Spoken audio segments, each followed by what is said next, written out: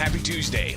Illinois in Focus Daily. I'm Greg Bishop on this July 15th, 2025. And we're going to tackle a couple of things. One, I was hoping to look at yesterday, but we'll do it today. And that's where is all the cannabis tax revenue going?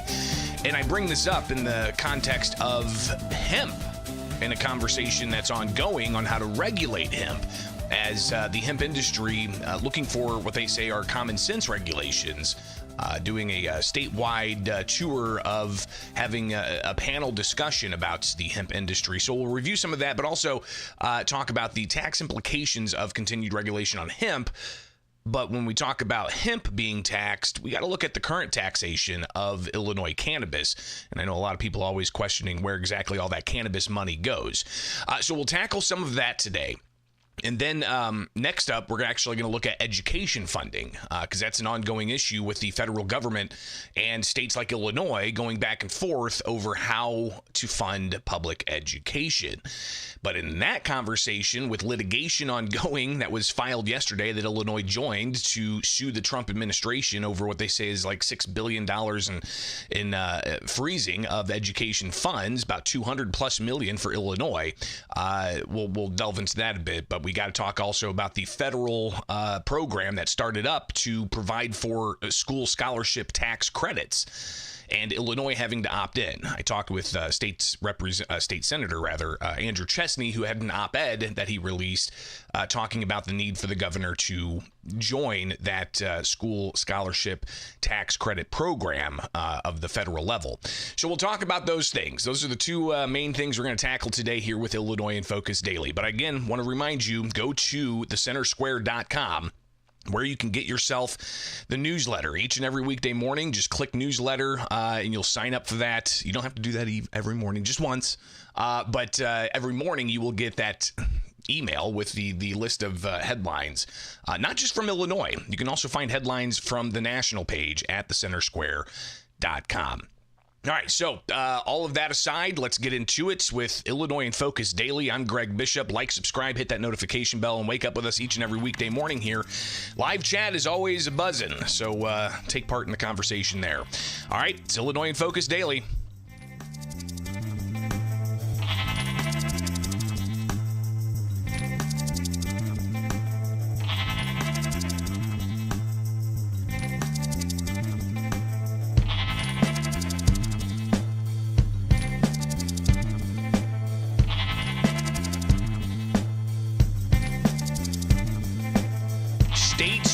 Trump administration over education funding, as an Illinois state senator is urging the governor to join a national tax credit program created under the big bill that President Donald Trump enacted. Welcome back. It's Illinois in Focus Daily. I'm Greg Bishop. You can wake up with us live each and every weekday morning here for the live program, or you can catch segments here with the Center Square on YouTube. Don't forget to get the headlines in your inbox. Go to thecentersquare.com and sign up for the newsletter today. So that's where we're going to start here. States sued Trump administration over education funding. Southwest states are among 23 in a coalition fighting the federal funding freeze. So you can see this story at thecentersquare.com. Illinois joining this lawsuit.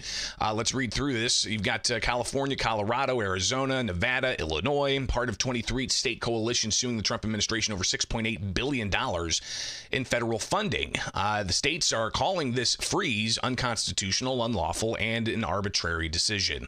So you've got the news release, some quotes from there from the Attorney General that was leading this, and you've got others who are sounding off on this as well, including Illinois Attorney General Kwame Raoul, who announced that he is suing as well. He joined this lawsuit against the Trump administration, and here's what Attorney General Kwame Raoul had to say in his press release announcing that he joined the lawsuit. 25 states joining. All right. So Raoul says, with the start of the school year only a month away from many Illinois students, the Trump administration's illegal funding freeze is wreaking havoc on school budgets, suspending programs and causing stress and anxiety for families who depend on them. Raoul said that he will continue to stand with other attorneys general against the president's unlawful and arbitrary actions that threaten the separation of powers as well as the rule of law. So they go on to explain more about the lawsuit, and in particular, based on funding granted for the 2024-2025 school year, Illinois is expected to receive an estimated $219 million in federal education funding. That is now frozen, leaving a gaping hole in the state's education budget. So that lawsuit, of course, something that will be put in with all of the other lawsuits against the Trump administration. I can't even count how many there are that Raoul himself has put forward and joining other states in doing. I mean, even in the budgetary process, the Attorney General's office made a point of, hey, we need a taxpayer-funded increase in our budget because of anticipation of going to court with the Trump administration. So that's ongoing, right? And how this is going to play out in the overall scheme of public dollars for education, it's a great question, especially as you've also got, if you go to the national page at thecentersquare.com, you will find other stories about education, and in particular, let's see if we could find this one. The Supreme Court making an announcement here. Green lights education department layoffs. All right. So again, you've got more questions about how all this is going to impact K through 12 public funding. So the U.S. Supreme Court allowing the president to move forward with broad layoffs within the Department of Education as a part of his campaign promise to reduce the size and cost of the federal government. Now, this was along ideological lines, the court granting an emergency application filed by the Trump administration to override a federal judge's ruling that halted the mass layoffs. So Trump said shuttering the department's doors will give children and their families the opportunity to escape a system that is failing them. Trump, a long critic of the Department of Education, signing an executive order to start ramping down the Department of Education, and he said on the campaign trail he would give those dollars that's saved from the Department of Education to states. But with the one big beautiful bill that the president signed on Independence Day, it includes an education component in the school scholarship tax credits. Now, Illinois had one of these, the Invest in Kids program. It allowed for a 75% tax credit for people donating to a scholarship granting organization, and those organizations would then give the scholarship money to a school of a family's choice. That was in effect from 2018 until 2023. The Illinois Invest in Kids Act helped out 40,000 families, but legislators let it expire at the end of 2023, with a lot of criticism from public education unions saying that it diverts money away from public education, and Republicans pushing back saying that's not the case. Advocates pushing back saying that's not the case. This was all funded by private donations, but they say the tax credit is where the problem was. Well, the federal government created a nationwide tax credit program. It's only got a cap of $1,700 per individual, but they get 100% tax credit on that. However, there's a caveat here. You have to have your states opt in. I chatted with State Senator Andrew Chesney yesterday by phone, and he shared with me his thoughts on the federal program and the importance of it. Well, it's the greatest way to give opportunity to people that deserve it the most or that need it the most. and that would be our minority communities, those areas that have been underserved and have been victims of poorly functioning school systems that have not provided adequately the proper have not provided the proper skill set necessary for many of these people to be in a successful situation when they graduate.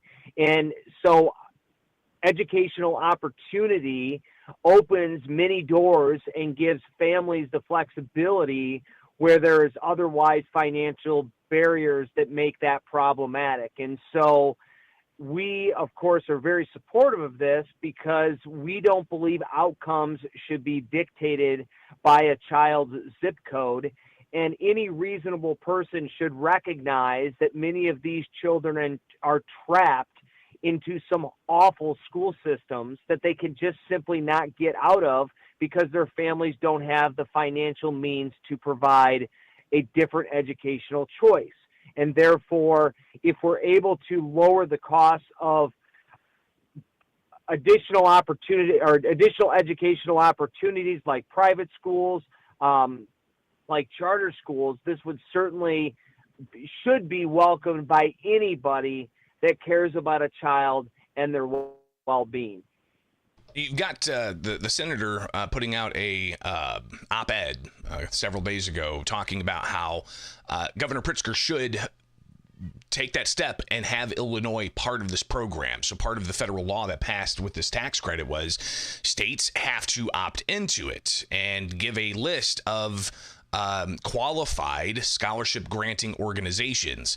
Illinois already has that infrastructure that it had used until the end of 2023. You know, we talked with Empower Illinois. They were a scholarship granting organization in Illinois. And if Illinois is going to take part in this, the governor or the legislature has to opt into it, according to the federal law. So how's that going to work out?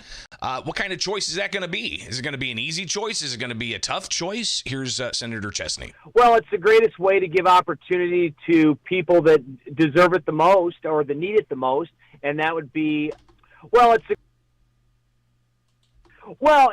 going to be it should be an easy choice for the governor, but it's a politically difficult choice when you take a look at the extremism that is in place within the Democrat Party.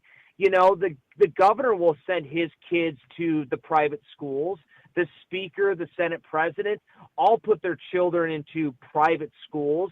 They take their funding, much of their campaign dollars are funded by public school unions. And so they're really pulled in two different ways because everybody knows it's the right thing to do and that competition generates better outcomes, and giving families choice is a positive thing. But the donors that own the Democrat Party are going to make that very, very problematic. Now, some would point to say that Governor Pritzker doesn't need their money, and they would be correct. However, he does need their votes, and the Democrats have aligned themselves, especially in Democrat primaries, with some of the most radical wings within the progressive leftist movement that have included many of these radical union leaders. And Pritzker knows he needs them, perhaps not as much for his reelection as governor, but it's certainly in his interest in running for president in 2028. So again, Chesney, critical of what he believes is the governor's position here, and the governor is seeming to show his hand on this last week, put this statement out from his office. Trump's spending bill makes devastating cuts across K through 12 higher education. Bill defunds education by dismantling student loan option, reducing affordability. Goes through and then talks about the big bill. Democrats calling it the big ugly bill. The Republicans are calling it the big beautiful bill. I think at one point the bill actually was called the One Big Beautiful Bill Act. But anyways, the governor goes on to talk about how he's worked as governor to make education across the state more affordable and more accessible.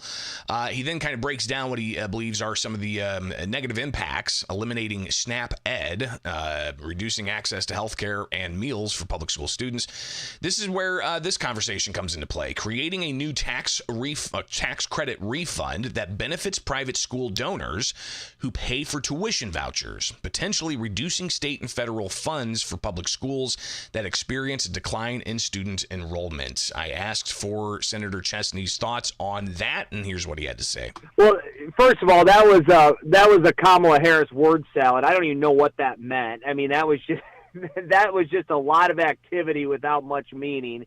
Has no impact on the funding for public schools. He knows it. We all know it.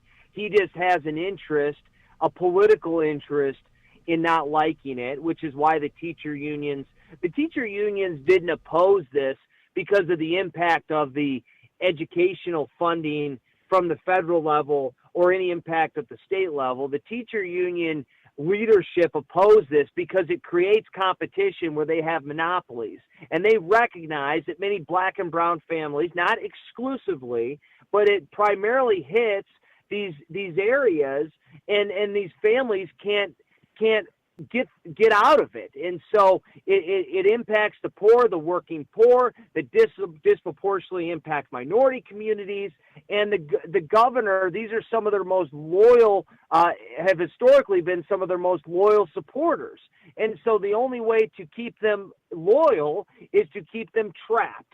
And that's what they essentially have done for many decades, is they've kept these people, these folks that are, in very sensitive situations, and they've kept them with very little opportunity. And so all Republicans want to do is say, we want anybody to go to any school of their choice, and we want black and brown kids to go in predominantly white schools, and we want white kids to go in black schools. We want everybody to be able to compete and go into any school that they choose. What the Democrats want to do is they want to make sure that the worst performing schools, again, primarily impact minority communities, stay bad. And we want to make sure, and the Democrats want to make sure that those bad schools stay bad and those community members can never change. And then they do this through these word salads of suggesting that you're cutting public funding, which is all garbage. Again, that's State Senator Andrew Chesney in a conversation I had with him yesterday about the scholarship tax credit program on the federal level and how Governor J.B. Pritzker should opt into it, but he's not confident that's going to be the case. Considering the politics of this, even though Illinois already has that footprint in place with the Invest in Kids program that legislators allowed to expire. All right, it's Illinois in Focus Daily. We still got some time to watch how this unfolds because the federal program doesn't actually start until 2027. So this is going to be an election issue going into 2026. All right, I'm Greg Bishop. Like, subscribe, hit that notification bell, and wake up with us each and every weekday morning for more Illinois in Focus Daily.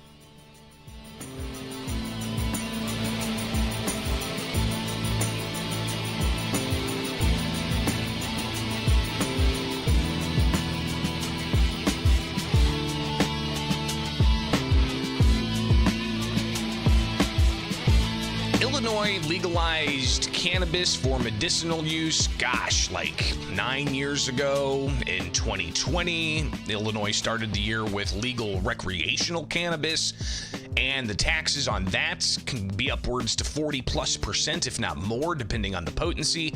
But then you also have hemp in the equation, and the hemp industry looking to protect themselves from what they say could be the cannabis industry trying to shut them down. It is Illinois in Focus Daily. I'm Greg Bishop, editor at the Center Square for the state of Illinois. Go get the headlines in your inbox each and every weekday morning at thecentersquare.com. Just click on newsletter and you'll be able to find that.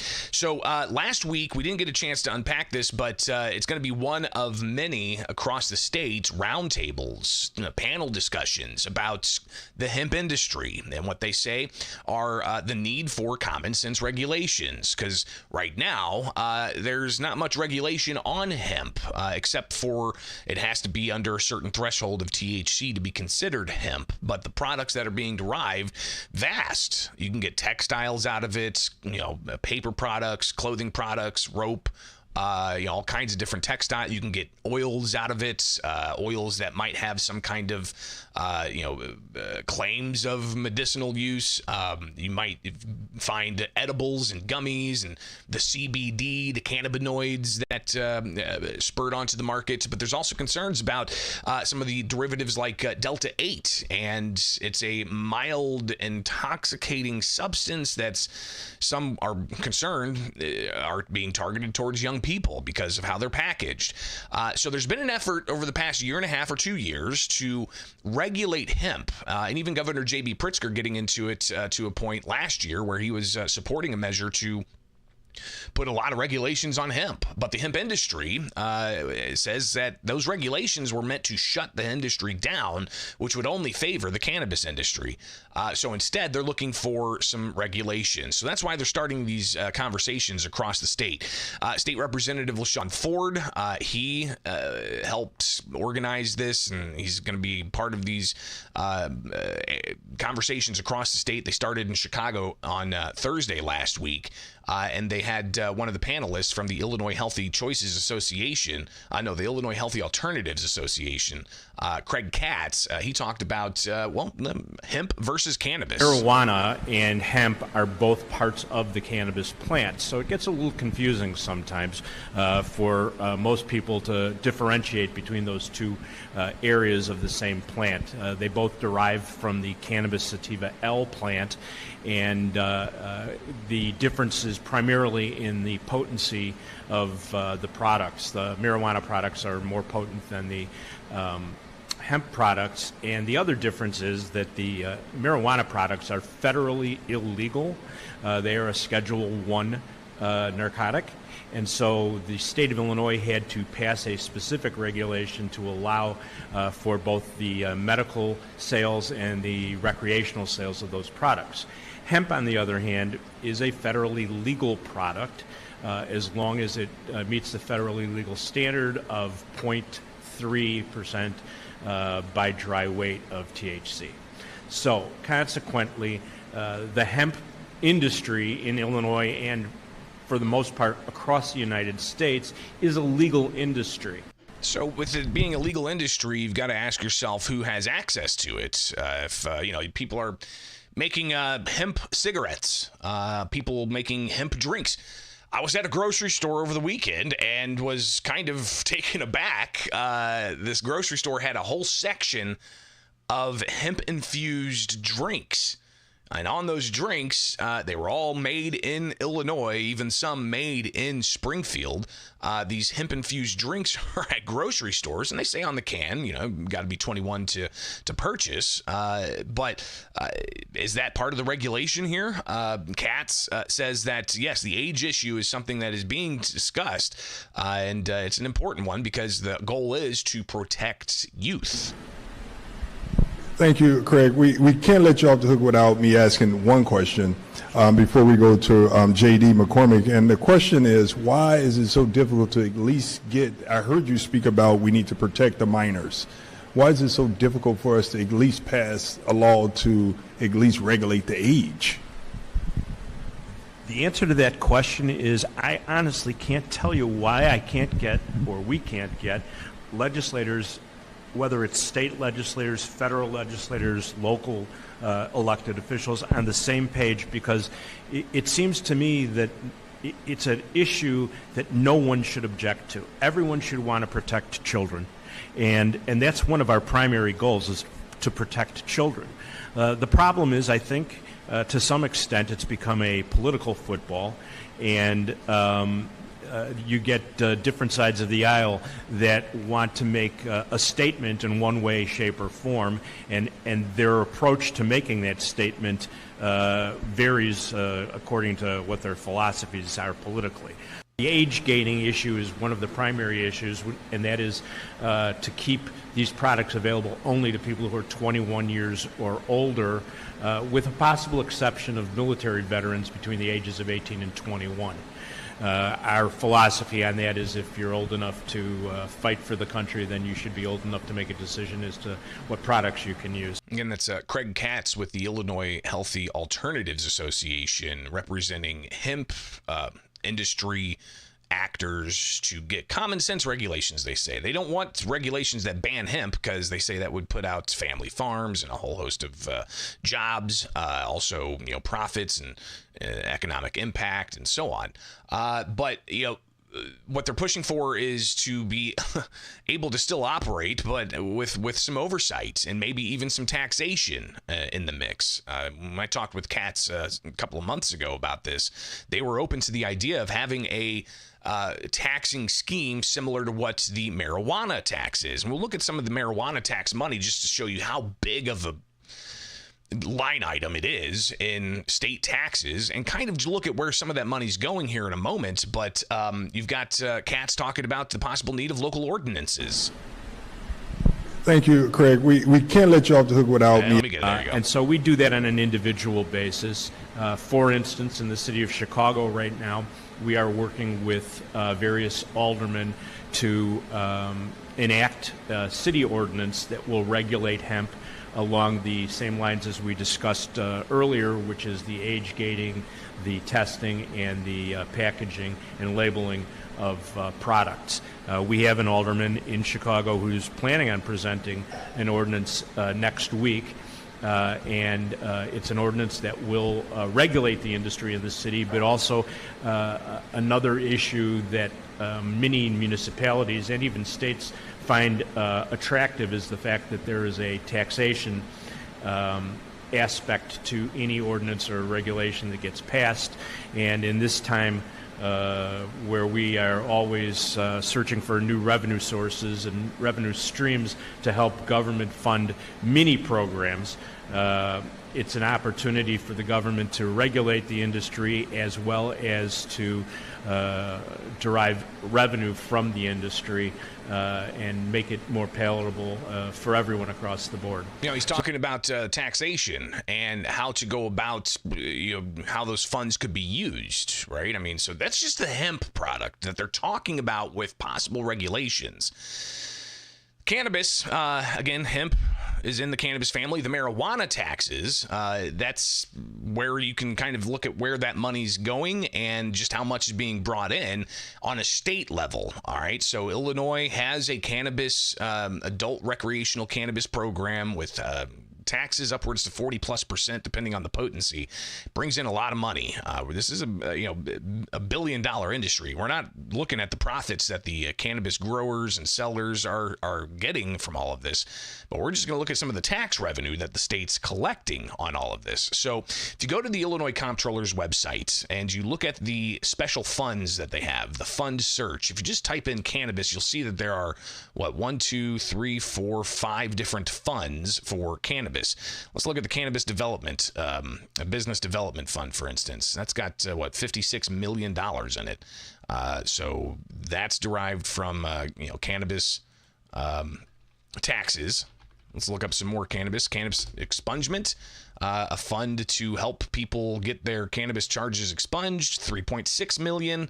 Let's take a look at some other cannabis funds that there are. Regulation, how much is in that regulation fund? You've got $8.1 million. And then I think one more. We'll just see what the cannabis use of compassionate use of medical cannabis.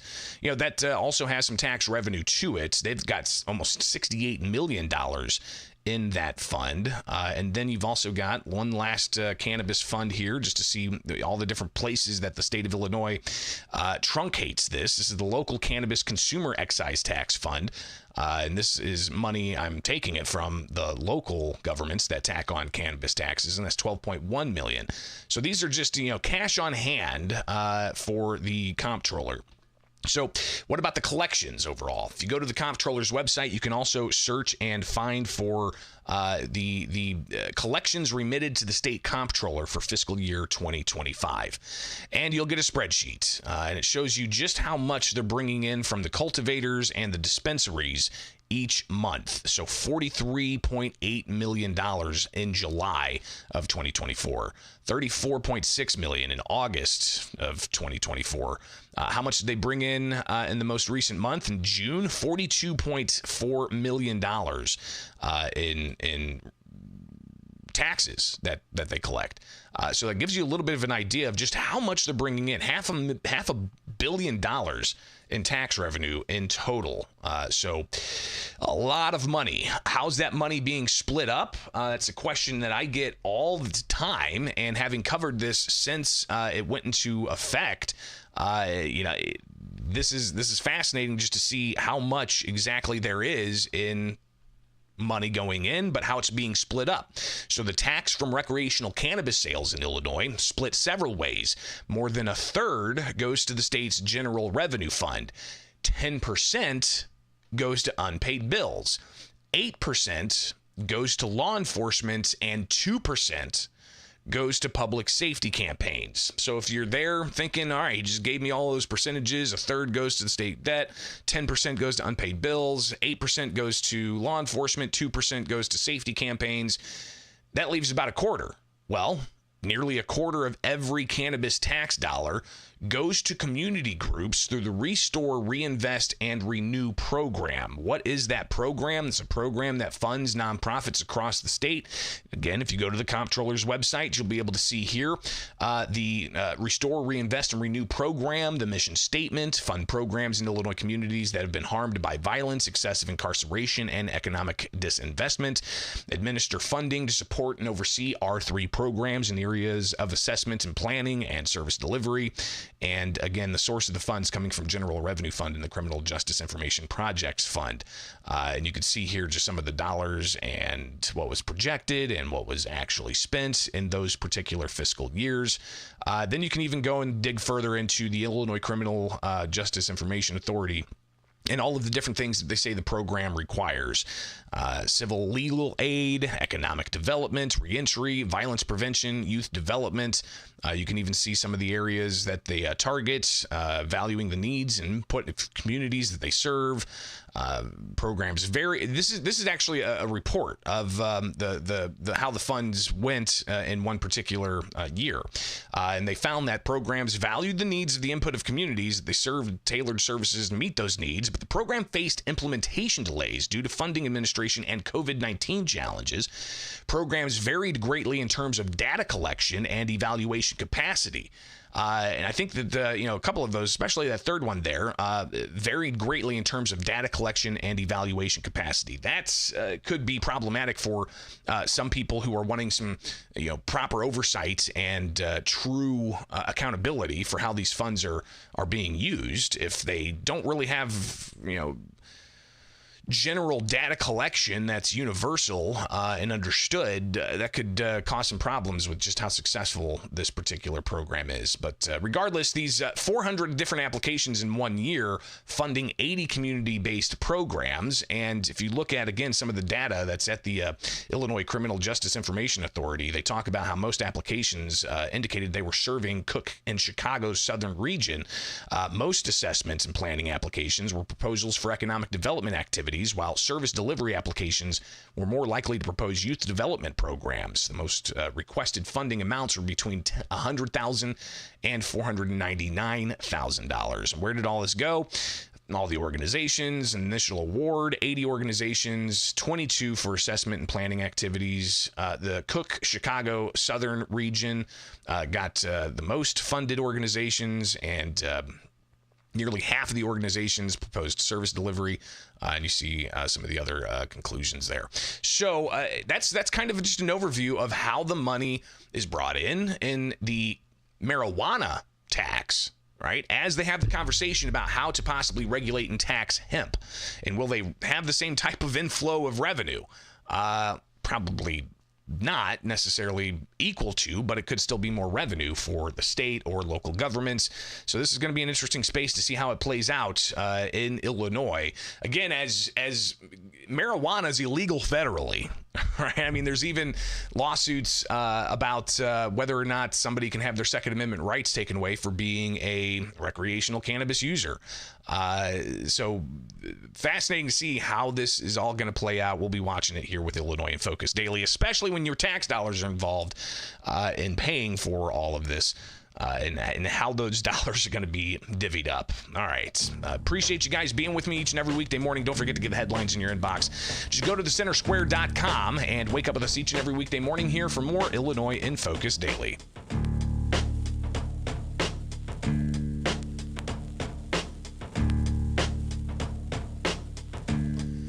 All right, that's all I got for you. It's only Tuesday, right? Oh, boy. Tomorrow, I'm going to talk with Democratic U.S. Congresswoman Robin Kelly. She is vying for higher office. We'll talk with her live at 8 o'clock tomorrow morning. Looking forward to that conversation. Talk about the big, beautiful bill and hear from the Democrats as to their continued opposition to that and how it's going to play into the 2026 election, and also her bid to a higher office in Congress. So we'll talk about that first thing in the morning tomorrow morning here with Illinois in Focus Daily. All right, so see what else we can drum up for you. But also go to the website, thecentersquare.com. Get to the Illinois page, because there you'll see a story that Jim Talamonte put together about how construction workers are the highest paid in the U.S., but new home building is lagging and in the state compared to other states across the country. You can also see another story that Jim put together about the highest in nation cell phone taxes increasing even more in Illinois. That was all part of the budget that passed and is now in effect since July 1st. All right, have yourself a wonderful rest of the Tuesday. We'll be back at it tomorrow here for Illinois in Focus Daily. I'm Greg Bishop. Follow me anywhere. Just search Bishop on Air and like, subscribe, hit that notification bell. And I know some of you complain you don't get the notification from YouTube when we go live. Just come to the YouTube page at about 8 o'clock, and you'll see that red pop, and boom, we're live. All right, we'll see you soon. If you can't make it live, get the podcast where you get podcasts, either the replay here on YouTube, the segments that we post, or search your podcast player for Illinois in Focus Daily.